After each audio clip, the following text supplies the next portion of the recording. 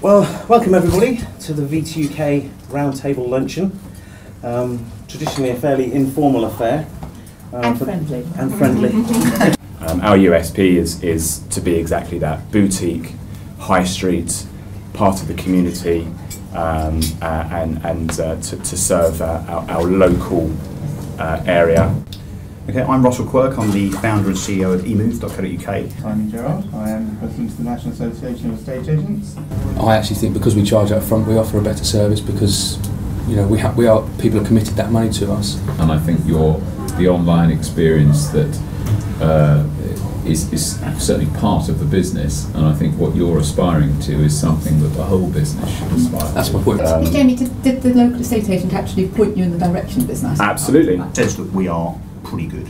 Now, when we set up a business that is predominantly online in terms of how we deliver our service, how we get face-to-face, inverted commas, with the customer, we have had to make sure that the service that we deliver is far, far better than the high street, so that we can demonstrate that service in attracting future clients. As a consequence of that, our service is better. So it's not because we think it is actually because it is. But with the greatest respect, you wouldn't think that if the traditional industry is lower down the pecking order. I mean, I'm not sure I see the validity of the question, Peter, to be honest. So you're asking if my Brentwood-based staff that answer the phone to arrange a viewing have an intimate knowledge of a street in Scunthorpe. No, they don't. So who does the relevant at all? We don't do a company viewings. I agree. To be fair to Russell, well, the customers do have a choice. Around 95% choose not to use an online agent, around 5% do. My argument is online are doing more to deliver that convenience, cost effectiveness, and even more in terms of transparency. You're going to put something out there that's absolutely vitriolic about... Such as what? Give me an example of something that's vitriolic rather than just a matter of fact. Do you know what? They're so frequent. In an article, context, very good. No, hang on. Let's step back a second. You just quoted... No, you can step back from the fact that you're not portraying context correctly. So, take it what Richard's point though, isn't it? Isn't it going to be the race to the bottom? No, I actually think that our fees are too low. And I think over time our fees will get higher. If you look at something like Expedia... Are you not going to face always the probability that somebody else is going to come in to do it cheaper? Based on our survey, the people that said they would go with an online agent did it for one reason only, and that was because it's cheaper. They thought they would save you. None of them said, I would do that because I will get better service. Yeah. So if they're going for cheap... Without giving too much away here, do I really want to say this? There's a model transformation coming, in my view, and that is that online estate agents started 6-7 years ago. They've now got some traction. 15 years ago, actually. Well, maybe so. Yeah. Ago. Okay. So they now have a traction, and that traction has come about because of a fee-led attraction. Now, and I think Adam alluded to this just now, as the model expands and becomes more mature, and as it becomes a better prospect in terms of its concept being proven, then it won't just be about fee, because then actually you'll get to demonstrate other things, and this takes us right back to the beginning of the conversation, in terms of our sales performance, in terms of the amount of money that we achieve as a percentage of asking price, customer service and so on. So whether our prices relatively go up or not is another debate, but it will no longer be about low-cost estate agents. Whether we like it or not, and regardless of the market, people are now completely wired in, literally, to searching for property online. So whether it's Googling, whether it's going to house.com, or whether it's going to Zoopla or whatever, people are completely wired in, which is, again, going back to your point about mailing lists, that's why mailing lists now are completely irrelevant. So to have 100 people sitting... in my view, let me finish the point. Yeah, but you're making let me finish your point. Let me finish the point. Register on Rightmove or Zoopla or whatever your portal of choice is. And you can, you'll know that as soon as that property lists to the market, it will trigger an email or a text or whatever you choose to alert you to that property coming onto the market. However, come and talk to me. I will call you when I have a valuation which is going to a property that I think you might be interested in. What I'm finding quite frustrating from the online guys is you seem to have forgotten the really valuable lessons when you work in as an estate agent, be it frontline or up at the top, is these lessons that we learn. Every single estate agent around this table has been instructed on a property on a sole agency basis, and during that period you're on Rightmove and Zoopla and all the other portals, including your own. You've got a high street presence and you just can't sell the damn thing. The seller gets frustrated. I know we're all brilliant at our jobs, but that does happen. and they go to another agent and bang, it sells in 24 hours.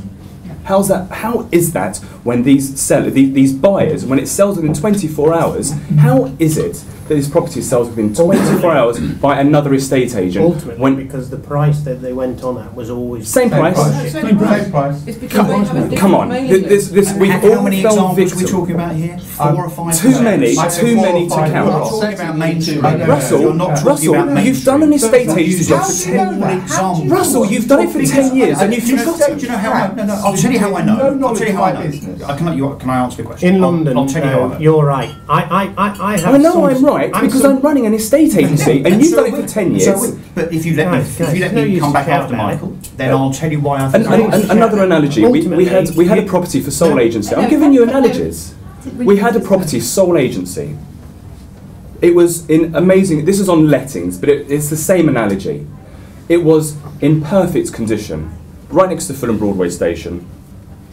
We listed it, took amazing, I think our photography and everything else is very, very good.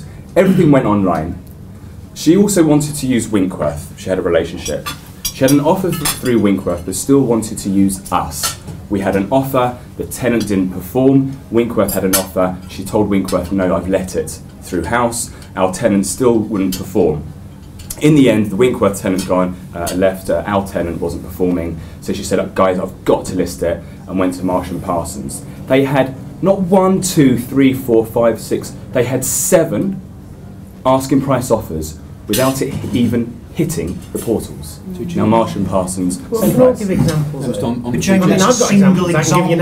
One example out of 900. You've done it for 10 years, and how many times? 17 years, James. And how many? Ditto. So how many times have you had your foot up the negotiator's bottom, saying, "Why have you not sold that when the other agent sold it over you on a multi-basis?" Can I you're using single examples of a. No, I'm using the analogy of database. You're using single examples of an instance whereby. No, I'm using a database example. Won through. What I'm saying is that generally, when a property goes on the market and it goes onto Rightmove, Zoopla, or prime location, that is how they get sold. So I don't agree. And listen, we will not agree around this table. We sit here for 4 or 5 hours. That's what we were saying. Can I just finish? Before there were portals. As a snapshot. I went onto your website before I came here. Hang on, can I finish? Well, I've got your stat here. You're 20% at 500 grand and above. No, it's not. So the other thing is asking price. We said that we were going to talk about this. Home Track in March 2014 said that a survey of multiple thousands of estate agents, the average percentage of asking price achieved by a UK estate agent is 96%. Now,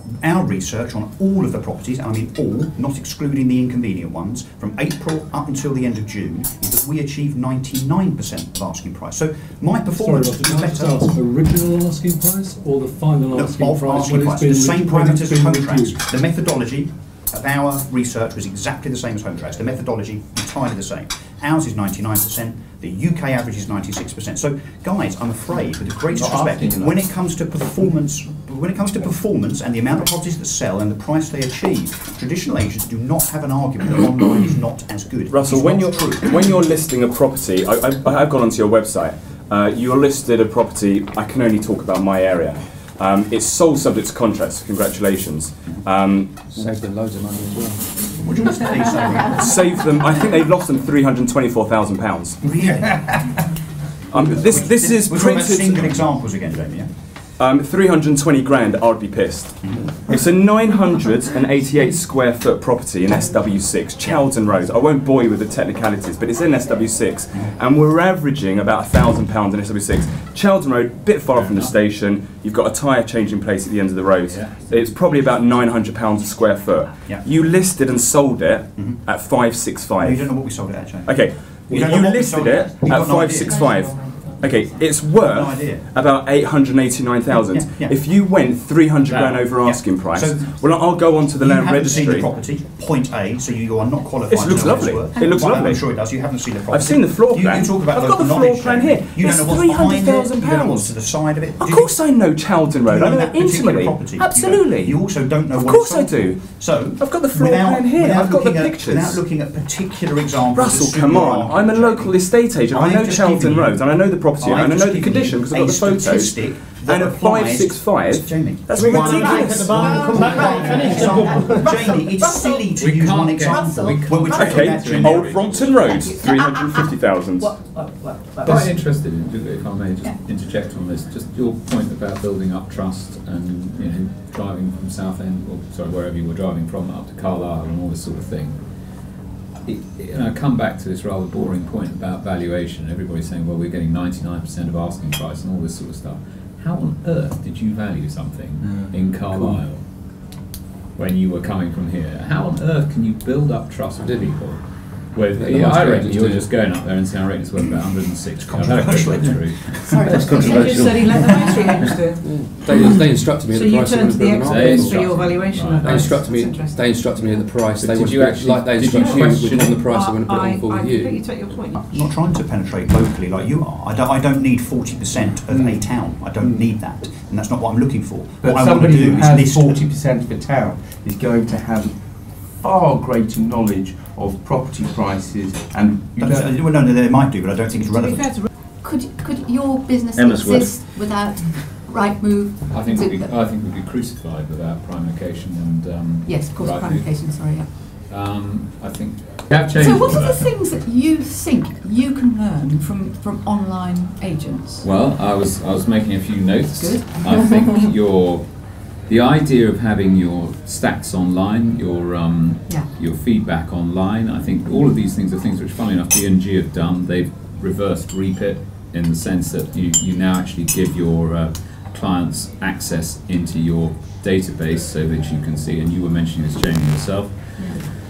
I think it's where you can actually say so and so thought this, and it's a discipline that I think is very tough for agents, because I think agents come back to the office and they think, get on to the next one. Yeah. Because I do the viewings, I do, I still do all this sort of Inputting stuff, information. and inputting information. Most agents think, I told the bloke at the time he didn't like it, and that's it.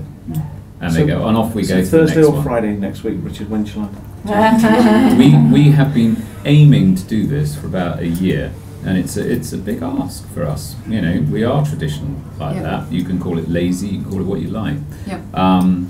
I think your point about what the consumer thinks is very important. We tend to think we know it all. We don't. There are points that have come out of this conversation that I've been listening to. Let's go into it. Equally, with respect, Richards, when House was set up, now my business is only 2.5 years old, Yeah. so I took the best of the technology available, Yes. 2.5 years ago, and I very much focused on transparency and the bit of technology called Open Book that we have. Ladies and gentlemen, in the words of Groucho Marx, leave them wanting more. I think actually that was a really, really interesting point to end this on, because it was really almost where we came in. Do you choose on function or do you choose on people? And I don't know, I mean, obviously I was struggling a bit sometimes there to get on top of things, to keep up, but absolutely, I thought that was fascinating, and thank you very much indeed. Thank you. for Yeah, it's been good. everybody. And, It's good to see there's some and thank passion you- in the industry. And thanks very much to Peter and your firm for putting this on. Thank you. Hope you all that's attend the all next one. No, it's been very good. And, Enjoyed it. we didn't need those Who will be ambulances. invited to the next one? That's the question. Yeah. I'm very disappointed. I was expecting bread rolls that we could throw. I thought That just wasn't- I thought it was a Could be right. really, really good debate, and thank you, everybody. Thank you. Thanks for having me. Thank you very much.